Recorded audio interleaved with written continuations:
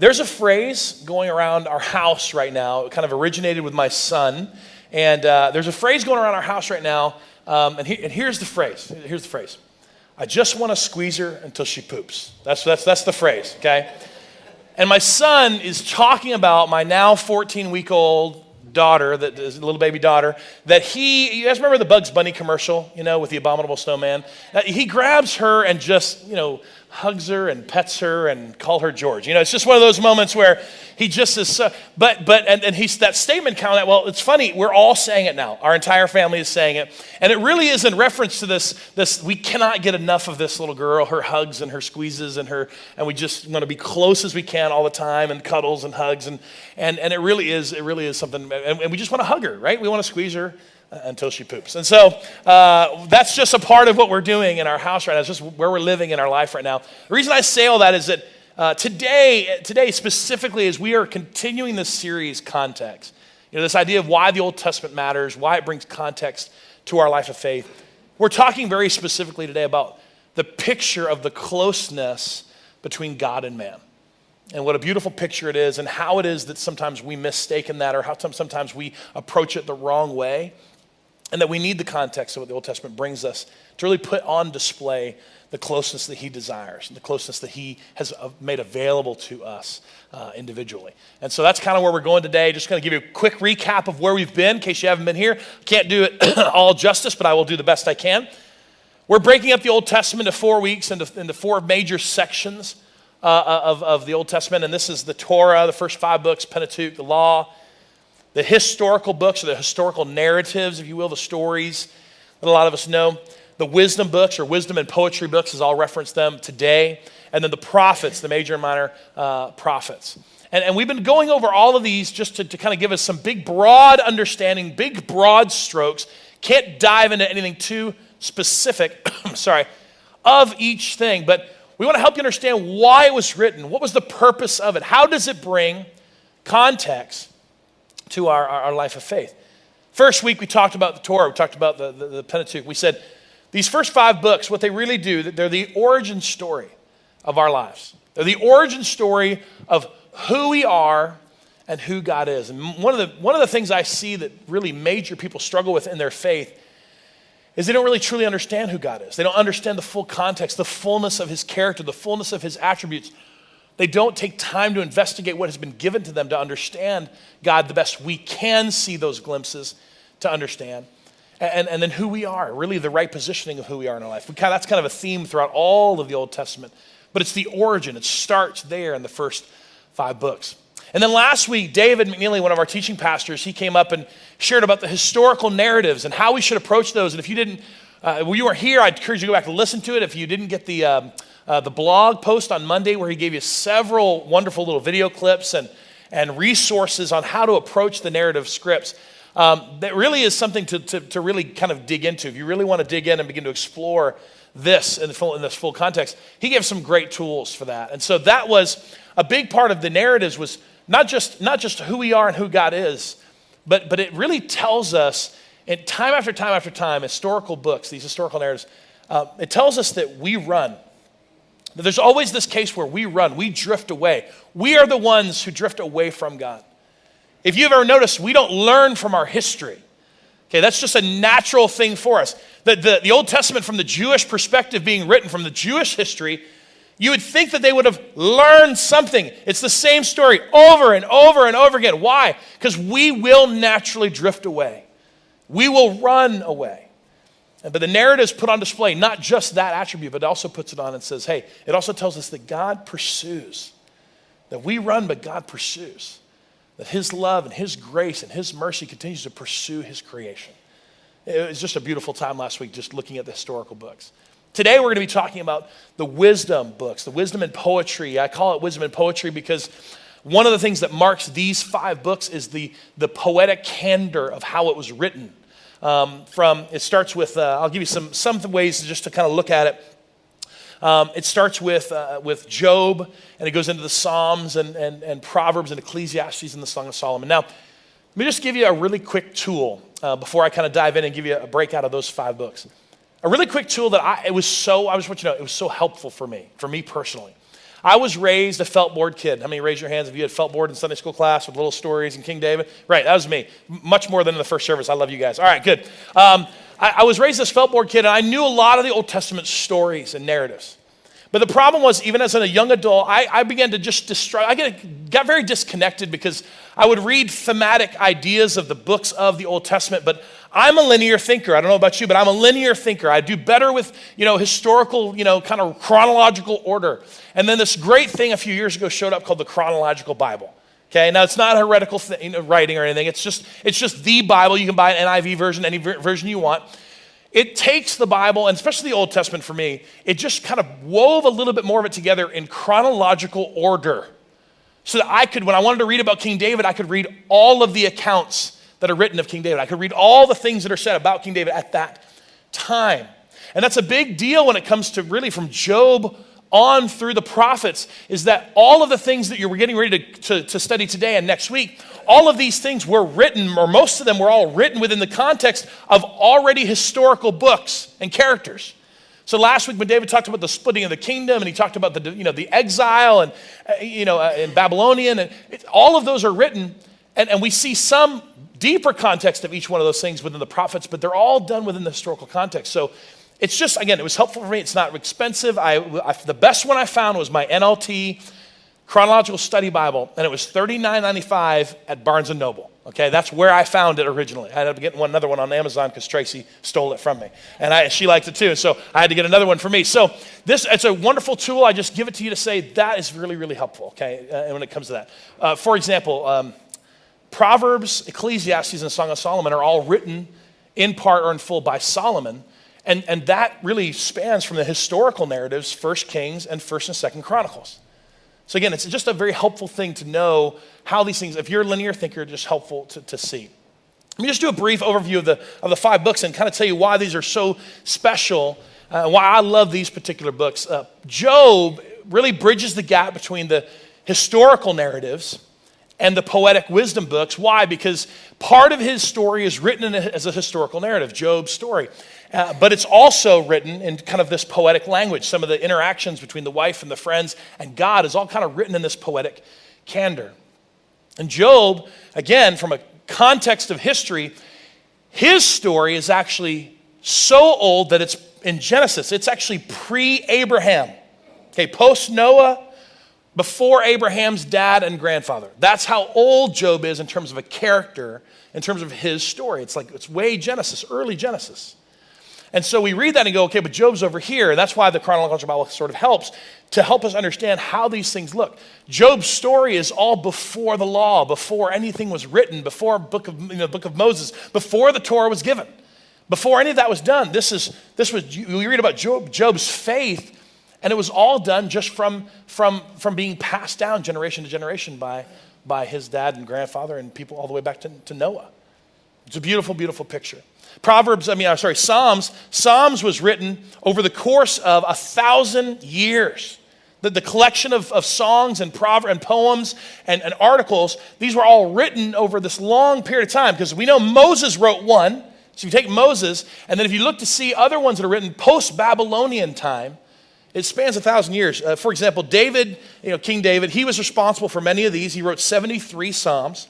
Asaph wrote 12. The descendants of Korah penned 10. Solomon, we know, wrote 1 or 2. They argue about that. Ethan and Heman, the Ezraites, which is post-Babylonian, they were responsible for 2 others. And this says, there's some Psalms where we don't know anything about those authors. They really are unknown. They span over 1,000 years, and yet all collected in this beautiful book of Psalms. Proverbs was written primarily from Solomon, but there were some other people that wrote as well. And then Solomon also, at the day and time, he talks about the words of the wise say. And we believe that God, historians really believe that God inspired Solomon to take wisdom that other people would actually say to Solomon, and that Solomon would recognize it as wisdom, and God inspired him to write those down as well in Proverbs. Ecclesiastes, Solomon writes, it's a beautiful book if you've never read that. Ecclesiastes, he writes a completely naturalistic view of the world. Like completely from human eyes. How we view things, how we see things. He starts off talking about, everything being vain. Because he talks about death and just I call it the book of wisdom and folly because there's so much wisdom in it, but there's so much foolishness of what we see in it as well. So Ecclesiastes is written from this naturalistic view. And yet, even in that view, recognizing the sovereignty, recognizing the reign of God. And then the Song of Solomon, this beautiful, beautiful, intimate picture. It wasn't like the first 50 Shades of Grey or anything like that. It wasn't bad. Okay, some churches don't like it because it's all hot and steamy. But it is a fantastic, fantastic book about the fullness of the intimacy we experience in marriage and the oneness that we have with each other. That's why it was written. It's a single poem with a single subject. It makes it such a beautiful, beautiful piece of work. And so these five books all written for the purpose of wisdom. Again, poetic in nature, but all purpose of wisdom. And I want to give you a big broad stroke of why these 5 books were written and kind of explain a little bit more. But here's what I said. The Wisdom and Poetry books, what they do is they display for us the love of God. And they display for us the intimacy available to us. These books, what they really do is they display the love of God. Now, the Bible displays the love of God, but these really call it out. Experience after experience after experience. While showing us the closeness, while showing us the intimacy that God has with us and wants to have with us and is available to us. Now, why would God give us wisdom? Like, why would he give us books about wisdom? Why in the middle of all of this, historical narratives and origin stories, why would he give us a collection of books over thousands of years? Why would he give us wisdom?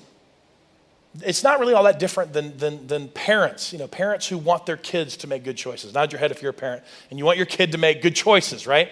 You want to make good choices. You want them to succeed in life, right? You want them to be wise. You can't control everything they do, but you want them to make good decisions and to be wise and to have wisdom so that they are successful in life. It's not any different. It is the love of God that is the root of why we get these wisdom books. I mean, why else would he give us wisdom if he doesn't love us and want us to succeed? Again, it's not about the rules. He already gave us rules and ideals and instructions on how to live. This is deeper than that in terms of this is the way that you can understand and you can process and have wisdom in your life.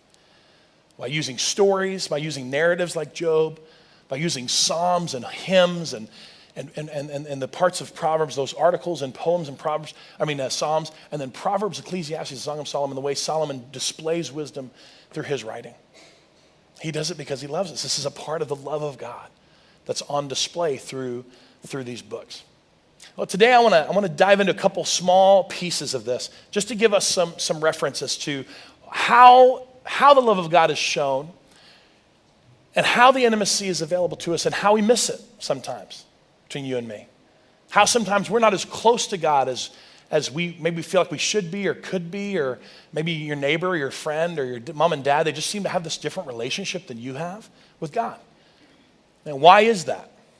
How do we miss it sometimes? And that's kind of what I want to talk about today as we look at these books. I want to start in Job. So if your Bible, you can turn to Job. I'll put the reference here. Job is just a full book in terms of the narrative, what we can pull out of it. I can't even go into all of Job. Job is just too big of a book to really do. I'm going to kind of focus on the end of Job because of what it tells us. But Job's story is unique. It's a conversation between God and the enemy. It's a conversation between God and Satan, and Job is uplifted as a man of one that trusts that God, and he becomes really a stake in a challenge. And Job goes through some tragedy in his life. I mean, he goes through losing family and material possessions, and he goes through losing his health. And then there's a narrative part of it, which is all his wife kind of helping him, walking him through it, which she doesn't do a very good job. And then there's some friends that kind of come along the way, and they try to help and do. But really, the entire story in a broad way is really just this picture of Job, who Job is, how he trusts God, yet questions, yet struggles, very from our perspective, struggles with the tragedy and the stuff he's working through in his life, and how he's responding to God. And that's really where we want to kind of jump in is when God chooses to respond back to Job.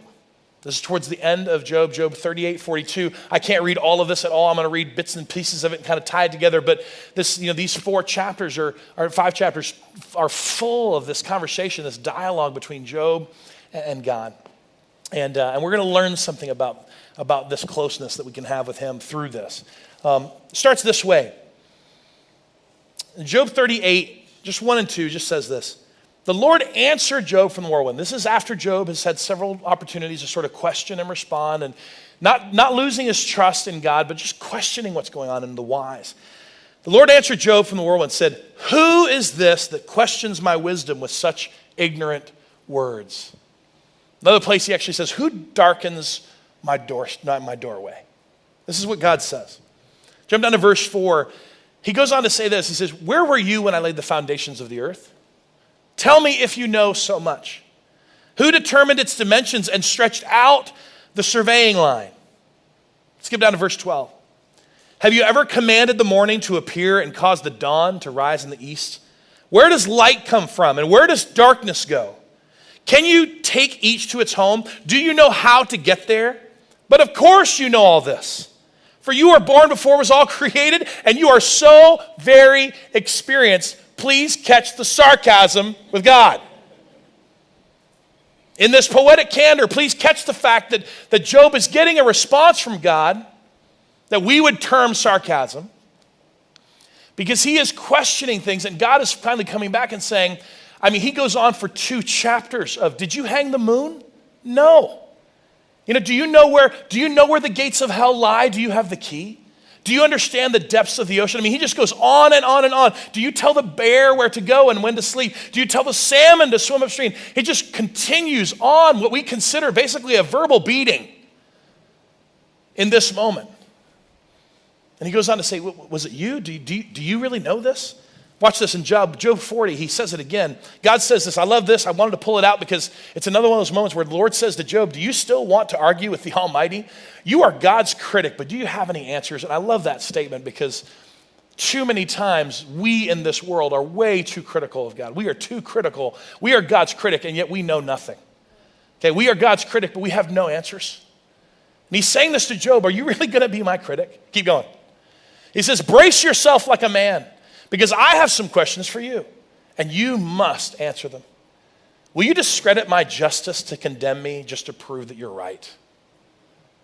He's just like, look, do you honestly feel like you can discredit me and my work and my justice just to prove that you're right? Listen, leave that verse up. Listen, I call them New Testament Christians, right? They started with their faith in Christ, which is great, awesome. Don't hear me say anything. That's wonderful. Okay? But they never went any further. Jesus to them, the blonde-haired, blue-eyed, loves, hugs, butterflies, kisses. That's all they know. They read some encouraging, uplifting verses from Paul or Peter. They would read something like this, and I'm telling you, they don't think God talks to us like this. I promise you, he talks to me like this all the time. Either they don't understand the fullness, again, of this context. This is a moment, again, that we view as a verbal beating. He's like, brace yourself like a man. I'm coming, Job. You wanted to hear from me? Here you go. But don't miss this part. This is the moment that Job is privileged to have an extraordinarily close encounter with God. What we view through our cynical eyes as something that might be negative, this is a really beautiful moment for Job. This is somebody who's been asking why, and all of a sudden God reveals himself to him in a very intimate, very close dialogue. This is amazing. And he goes on. He's not done. Brace yourself like a man. I got some things for you. He goes on. Did you do this? Did you do that? Do you know this? Do you even know what you're saying? And get over to chapter 42 at the beginning. This is where Job finally responds. I just want to read a portion of this to you. Job finally responds in Job 42. Oh, sorry, I do have a piece before this. Go back. I want to make sure you hear this before I say it. This is an issue that we have, and I'm going to explain it after we read Job's response, but this is an issue that you and I struggle with. That we believe closeness is very similar to sameness, that in order to draw close, there really is some things that we align with, or that is similar to you, similar struggles, similar joys. You've met friends, and the things that interest you about other people that draw you close together is the things you have in common. It's the things that are the same. And yet, it's really not the level of closeness that we're given even in a marriage where you have people who are somewhat opposite. Okay, not just opposites attracting, but people who think differently, people who act differently, people who have different sets of views. Like, there is some closeness that comes from there that's even more. And listen, all of that is a dark, dim shadow of the closeness that God is inviting us into with him. But listen, when we view closeness as sameness, we have a tendency to build ourselves up or to bring God down, to be more and more like us. And that is where we will always fail. And that's where Job is in this moment. So Job finally, after this intimate conversation, this conversation with God, he responds back to God. Thanks for putting that up. I forgot that. Job replied to the Lord, I know that you can do anything and no one can stop you. He goes on to say, you asked me, who is it that questions my wisdom with such ignorance? It is I. And I was talking about things I knew nothing about, things far too wonderful for me. You said, listen, and I will speak. I have some questions for you. You must answer them. I had only heard of you before, but now I have seen you with my own eyes. This is very unique for Job to be able to say, again, this is just a picture of the closeness that he's getting ready to experience. Did he really see God? Like, is this a physical thing? Is this something Job's saying, now I see you, now you're in my presence, now you're at the door? Or is he revealing this idea, this picture of like, look, I knew to trust you for the things that I heard of you, the things I knew about you because I had heard those things. But now, because of this close encounter, because of this moment, you've revealed yourself to me. I can see you. Why do you think God gave Job all those beautiful pictures of creation? And the moon and the stars and the galaxy and the earth and the worm and the bear and the darkness and the light. Why do you think God did that? He did that to help him understand, I am closer to you than you can possibly imagine. I am in everything. And finally, Job is going, I see you in everything. Now I've heard about you before. His relationship went from one of distance, one of something of this person, this God that I should be able to trust because I heard the stories, I can know him. And now all of a sudden, God, I see you because of this close encounter, this moment of intimacy that he's having with God in this relationship. And of course he ends it with just like, I'm done talking, right? He just says, I'm done. I'm gonna sit here in my ashes and I'm done. God, you just talk.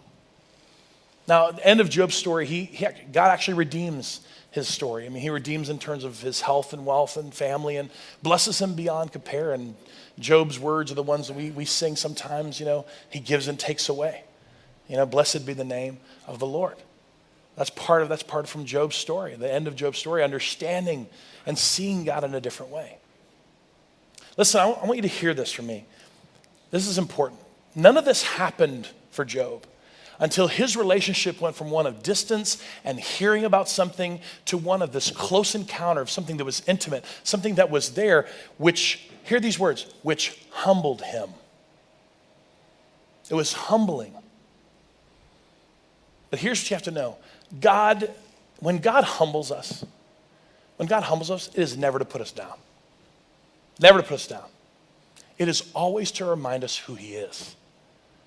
It is always to remind us who he is. God takes no satisfaction in just, let me show you who I am, to put you down. Do you understand? There's no shame that comes from God's mouth. There's no conviction and condemnation. Conviction, yes, from the Spirit, but no condemnation that comes at us from him. God does not do that with us. He does not come at us with those kind of thoughts and phrases and words that we sometimes hear whispered that makes us feel worse about ourselves. He comes at us and brings us to a place where we are humbled for a reason. So he can reveal who he is and draw closer than we could possibly imagine. Why? Because you and I view closeness as sameness. We want to build ourselves up to know about who we are. We think we're more in line with who God is, or we dumb God down to be more and more like who we are currently. And God is nothing like who we are. He's not made of the same stuff we're made of. He doesn't have the same feelings we have. He's not exhausted. He's not tired. He's not frustrated. He's not confused. He's none of those things. He is not the same. And the only word I can give you that I can tell you the fullness of it is he is completely other than us. God is never the same. He is always other. And the problem has been that when that is taught sometimes, that is taught in such a way that causes people to see distance and coldness and something that's uncaring because we confuse closeness with sameness. And yet it is the otherness of God on display. It is his almighty creator, omniscient, loving self that is able to draw closer to us than we could ever draw to him. Why? Because we are finite and conditional. The intimacy he offers that's available to us comes from his otherness, comes from the fact that he is not the same. He is not like us, and he never will be. He came as a man as Christ. Yes, he did. Hebrews tells us that he came and experienced some of the same things that we experience so that he could relate to us better. That is true, but he is never, ever, ever like us. He's not your pal. He's not your buddy. He is God. And no matter the form he takes, no matter the spirit that draws close to you in your heart, it is not because he is like you. And it's not because you are uplifted to be like him. It is his otherness. It is his majesty. It is his almightiness. It is his otherness that gives him the authority and the power to extend that grace and bring as close to us as an embrace that you could possibly imagine. And we miss it. We miss how intimate he wants to be. When we view ourselves as more higher than we are, when we want to dumb him down, or when we view him as creator, as almighty, but that breeds in us distance. And it breeds in us uncaring and coldness. And the books are given to us. These words, these stories are given to us to see. You don't understand. His love is on display. His otherness is on display for our benefit, to see that we are the beneficiaries of someone who is not like us. I'm telling you, when the mess hits the fan in your life, you do not want a God who is like you. Right? You don't want a God who's like you. Conditional, limited, finite, tired, frustrated, exhausted. You want the otherness of God at work. Don't ever confuse that with the fact that he is the one, because of who he is, that can draw close to us, closer than a brother. As Song of Solomon says, closer than a lover, because of who he is. He doesn't humble us to put us down. If we are humbled, it's because we have been repositioned again to know who we are and who God is. I'm going to read some from Psalms, because this is one of David's Psalms. One of his moments where he's explaining to the reader, anyone who's going to read this from this point forward, he is explaining not only the love of God, because the otherness of God is on display, but just how intimate he longs to be and is with us. Psalm 139, if you want to turn to it, I'm going to read the first half and last half of this. It says, "O Lord, you have examined my heart and you know everything about me. You know when I sit down and stand up. You know my thoughts, even when I'm far away. You see me when I travel and when I rest at home. You know everything that I do. You know what I'm going to say even before I say it, Lord. You go before me and follow me. You place your hand of blessing on my head. Such knowledge is too wonderful for me, too great for me to understand. I can never escape from your spirit. I can never get away from your presence. If I go up to the heaven, you're there. If I go down to the grave, you're there. If I ride on the wings of the morning, and if I dwell in the farthest oceans, even there your hand guides me and your strength will support me." Here's David just saying, look, you don't understand. This is how close he is. I cannot escape it. And he's not saying that in a bad way. He's saying that like, it is the most beautiful thing I have ever experienced. Watch what it does for his life. I go to verse 13. It says, "You made all the delicate inner parts of my body and knit me together in my mother's womb. Thank you for making me so wonderfully complex. The NIV says so fearfully and wonderfully made. Thank you, God, for making me so wonderfully complex. Your workmanship is marvelous. How I know it so well. You watched me as I was being formed in utter seclusion. When no one else knew that I was being formed, you knew. As I was woven together in the dark of the womb, you saw me before I was born. Every day of my life was recorded in your book. Every moment was laid out before a single day had ever passed. How precious are your thoughts about me, O God. They cannot be numbered. I can't even count them. They outnumber the grains of the sand. And when I wake up, you are still with me. Leave this up.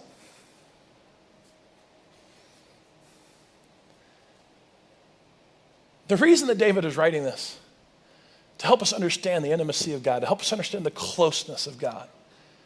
Even though it is the otherness of God that is on display here. Okay, you are everywhere. You are in everything. You see everything. There's foreknowledge all over this. There's omniscience all over this. You are almighty powers all over this. You are the one who formed me as creator in my mother's womb. The otherness of God is completely on display. And then he says, look, how precious are your thoughts about me. I can't even count them. You made me so wonderfully complex. Every day of my life was laid out before a single day passed. And then he closes with the statement that I love. He says, and when I wake up, you're there. God, you knew what last night was going to look like for me. You knew how I was going to fail my family. You knew last month how I was going to fail my friends. You knew all my decisions. You knew the consequences that I was going to live through in my life. You know those bad choices that I was going to make. You know all those times that I took your name in vain. You know all those times that I failed you because I didn't trust you. You knew all of those things. You knew all of them and all the ones that are going to come. And yet I wake up every morning and you're right there. I cannot escape you. That is how close God is to us. You're right there. Always with me. How precious are your thoughts to me, God. These books, these wisdom and poetry books, they put display his love for us and the intimacy that he has, the intimacy that's available to us. That's why these were written. Listen, you don't need a new revelation from God. I hate it when speakers and people that travel on the web, you don't need a new revelation from God. You've got all that you need. You don't need a new word. You haven't read the words he already gave you. In your moment, in your despair, in your struggle, in your trial, you do not need something fresh and new to comfort your spirit. He's already there. He's already given you 5 at least books displaying specifically how much he loves you, how close he is to you constantly, and how he's in everything around you. You don't need anything new. You just need to embrace what's there. You need to embrace the fact that the grace of God knows all your screw-ups. And yet when you woke up this morning, he was there. He was with you. Right there. How precious are your thoughts about me? It was about almost 9 years ago, and I was really struggling in my life. I was jobless. Some plans that we had just didn't work out. We had moved to a new area. We didn't really know that many people. Well, God did some cool things just bringing us here, and then we were just lost. My wife and I were struggling. We were in limbo. It's almost as if God took us somewhere and then just left us. And that's the way it felt to us. And we were just struggling to see God, feel him, sense his presence, to understand what it is he wanted us to do, what it is he was calling us to learn from the experiences we had been engaged in. But it was a feeling of hopelessness. I just want you to hear that. And I wanted to go away. I felt the need to go away just to have a little 24, 48 hour kind of just between me and God. And my wife says, yes, you need to go away. Not in a bad way. She said that in a good way. She says she sensed it too. She said, no, you need to go away. And it was November 2005, and I drove to the beach. I don't know why I keep going to the beach in the freezing cold, but we just do that. We drove to the beach, and it was my first day there, and I went out on the beach, and I sat in this chair. I was all covered up in my hoodie and just freezing out there. And I started just praying. Very quickly, I sensed God just loving on me. I was crying all the way down to the beach, 4 hours in the car, just trying to worship, trying to get my heart right, trying to align myself with who God is and who I am. And all I wanted was to know that he was there. All I wanted to do was see him, as Job said. And God brought a verse to mind that I began to read, and I began to journal. And this is a New Testament verse. I'm going to break the rules and read a New Testament verse as we close, just for this story. But this is just something that ties it all together for me. This is something that Paul wrote in Ephesians. He said this, may you have the power to understand, as all God's people should, how wide, how long, how high, and how deep his love is. And I looked at that ocean, and it just became real to me. Went on to say this, may you experience the love of Christ, though it is too great to fully understand, or to understand fully. Then you will be made complete with all the fullness of life and power that comes from God. What was I seeking in that moment? I was seeking the fullness of life. I didn't feel like I had it. And it all came from understanding his love. It all came from understanding this love of God, this intimate God who loves me, the otherness of him on display to come in and come in. I'm telling you, this is what's different about us and anyone else that claims to have a faith that's outside of God.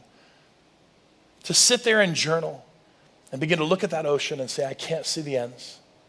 I don't even know where they are. I cannot tell the length. I can't comprehend it. I can't comprehend the depths of this. But I can experience it. And in that moment, I wrote it down. I said, I know I can't fully understand it. I was never supposed to. I just want to experience it. I just want to experience your love, God.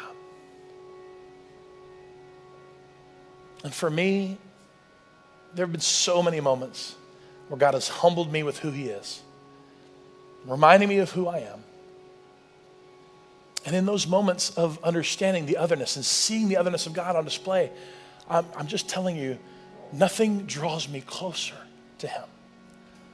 Nothing allows me to receive the intimacy he's offered and that is there than really understanding his love. Sorry, not understanding, really experiencing his love. Being open to understanding that I'm not going to figure it out. Our purpose in getting this was not to quantify it or to figure it out or to solve it like a formula. We have to stop approaching God like that. He is not like that. But everything we were given to be able to experience and begin to see and know. So that like Job, there's moments in our life where we can say, you know what? It almost feels like up to this point, I've heard about you. But right now, I see you. Maybe for the first time. I want us to sing and worship together as we close in response today. Maybe it's a humbling thing for you to be humbled by God, to experience the love that he has for you, to understand that this is not a love like you and I share or that fathers and children share. That is nothing compared to the love of God. How much he loves us. How much he longs to be close to us. But we have to stop building ourselves up. And we have got to stop dumbing God down to try to experience closeness. Closeness best comes when the otherness of God is understood and on display in your life. The complete otherness of him is what draws us closer in an embrace than we could possibly ever hold a child. The intimacy that's available to us is beyond what we could ask or imagine, which is how the rest of Ephesians continues. Let me pray for us this morning, and then we're going to sing in response.